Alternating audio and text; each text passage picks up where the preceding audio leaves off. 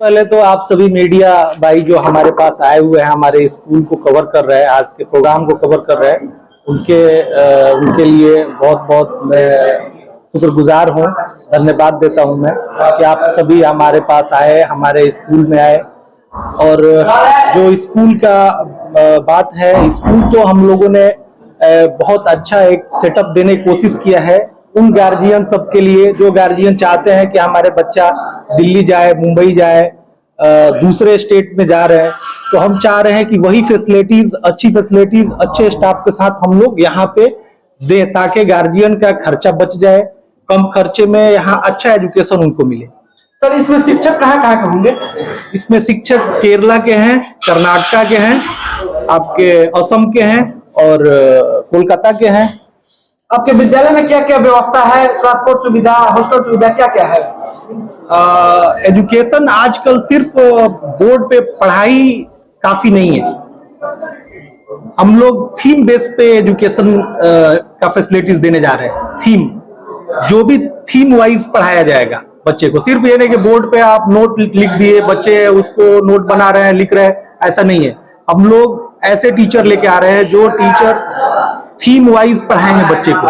जैसे theme example आप मान लीजिए कि कोई जंगल थीम है तो नेचुरल से रिलेटेड क्या क्या उसमें एक्टिविटी है, उस थीम पे पढ़ाई होगा बच्चों को, उस क्लासरूम को ऐसा बनाया जाएगा, उस चैप्टर के अकॉर्डिंग वो सब पढ़ाई होगा। तो बहुत सारा डिफरेंट यहाँ पे हम लोग इन्वायरमेंट क्रिएट कर रहे हैं और कोशिश कर रहे हैं कि अच्छी व्यवस्था दिया जाए बच्चों को। जैसे स्विमिंग पूल हो गया प्लेइंग के लिए, टेनिस ग्राउंड हो गया, आपका फुटबॉल ग्राउंड हो गया, क्रिकेट ग्राउंड हो गया, जिम हो गया, इंडोर आउटडोर बहुत सारे गेम हम अवेलेबल करा रहे हैं। सर, हम चाहेंगे कि आपके स्कूल का जो लोकेशन है, एग्जैक्ट लोकेशन क्या है? ये आपको मदारपुर से 1 किलोमीटर दूर है, लखनौरा गांव पड़ता है, ये सीवान जिले में।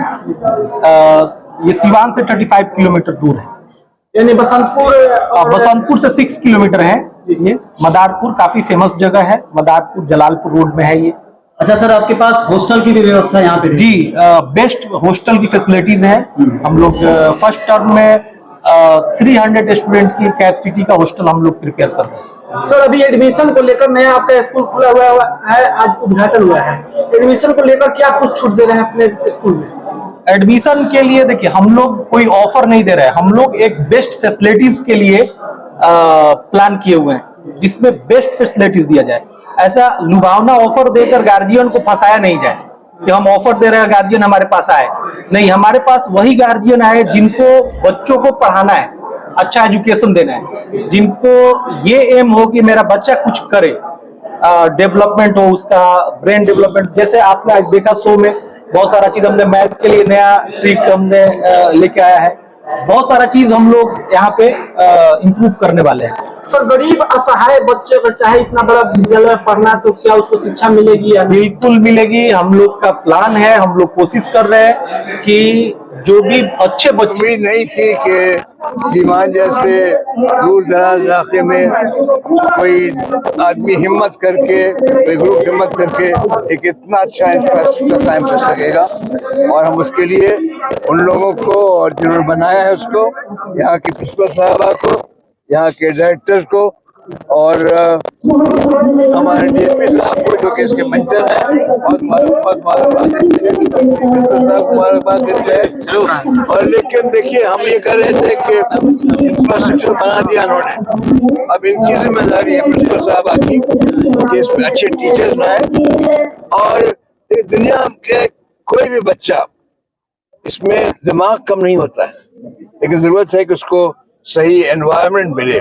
है, कोई पौधा लगाते हैं आप तो पानी मिले, धूप मिले, रोशनी मिले, हवा मिले। और ये इन लोगों का काम है कि एक तरफ से एडमिनिस्ट्रेशन, डायरेक्टर और प्रिंसिपल मिल करके इस स्कूल को आगे बढ़ाए। और कोई वजह नहीं है कि स्कूल सचमुच जो नाम इसका इंटरनेशनल लेवल का स्कूल बन सके। हम बहुत बहुत मुबारकबाद देते हैं।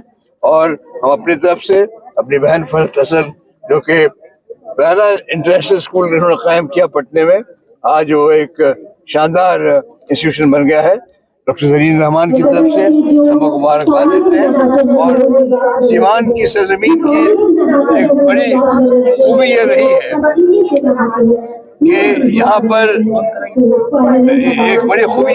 यहाँ पर एक ऐसी तहजीब है, एक मिलजुल के रहने की तहजीब, एक गंगा जमनी तहजीब सालों साल से चली आ रही है।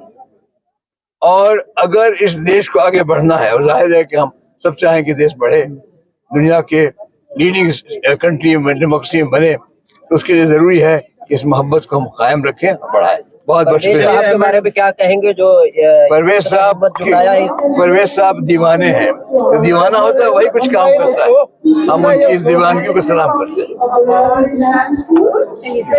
अच्छा मैडम ये रूरल एरिया है, principal ma'am question goes to you. इन मैम से पूछिए। No I have to ask ये रूरल एरिया है और आप फैकल्टी किस प्रकार को उतारते हैं? बिकॉज़ इट्स डिपेंड, क्योंकि ये रूरल एरिया गांव क्षेत्र है और यहाँ आपने बिल्डिंग तो बहुत सुंदर बना दी। मुझे लगता है कि ऐसा बिल्डिंग शायद नहीं, लेकिन फैकल्टी किस प्रकार के आप ला रहे हैं, कहाँ से ला रहे हैं? देखिए फैकल्टी जितने भी होंगे वो जो भी केवी नॉर्म्स है उस हिसाब से हम लोग, केवी नॉर्म्स और सीबीएसई के जो नॉर्म्स है उस हिसाब से ही हम लोग सारे फैकल्टीज ला रहे हैं।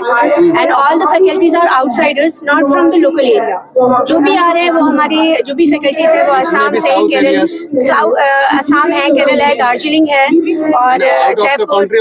Not out of the country right now, but we are in the process to go ahead. Out of the country के लिए भी प्रोसेस में है हम लोग, अगर हो जाएगा तो जरूर डेफिनेटली हम लोग लाएंगे। रूरल एरिया में स्कूल है, फीस को लेकर, क्योंकि यहाँ लोग किसान, लगभग लोग किसान हैं, तो फीस को लेकर क्या है? और गर्ल्स एजुकेशन, जैसे आप लोगों ने कहा कि गर्ल्स एजुकेशन को प्रमोट करना है, तो व्हाट अबाउट गर्ल्स, कितना डिस्काउंट वो लोग को मिलेगा बच्चों के लिए? देखिए अभी हमारा स्कूल न्यूली अभी ओपन स्कूल है, अभी वैसे भी सारे बच्चों को भी 50% डिस्काउंट दिया गया है इस साल के लिए। 50% डिस्काउंट पहले ही चल रहा है in admission. Yes, in admission 50% discount we have already given to all the admissions. और जहाँ तक रूरल एरिया की बात है, मैं अभी तक जितने भी पेरेंट्स से मिली हूँ, किसान लोग हो चाहे जो भी हो, जो भी पेरेंट्स हैं वो सारे अपने बच्चों को चाहते हैं कि वो बेस्ट एजुकेशन हासिल करें। और बेस्ट एजुकेशन हासिल करने के लिए कोई भी पैसे को कम नहीं देख रहे हैं आजकल।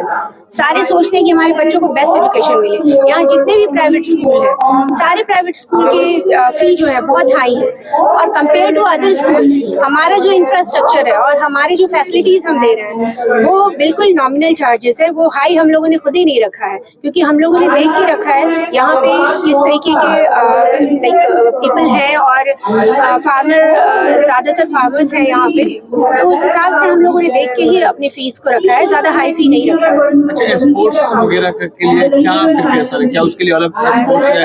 जी कोच वगैरह होते हैं उनको भी रखा जाए? जी, स्पोर्ट्स के लिए हम लोगों ने फिजिकल एजुकेटर हायर कर लिया है और वो भी as per the CBSE norms है। जैसे क्रिकेट है, cricket, football, volleyball, kabaddi, kho kho, ये सारे स्पोर्ट्स रहेंगे। मार्शल आर्ट्स भी रहेगा, स्विमिंग का आपने देख ही लिया, स्केटिंग है और सॉफ्ट आर्चरी है। ये सारे स्पोर्ट्स हम लोग फैसिलिटीज यहाँ डाल रहे हैं। फ्यूचर में और भी प्लानिंग है, जब होगी तो फिर आप लोगों को बताया जाएगा।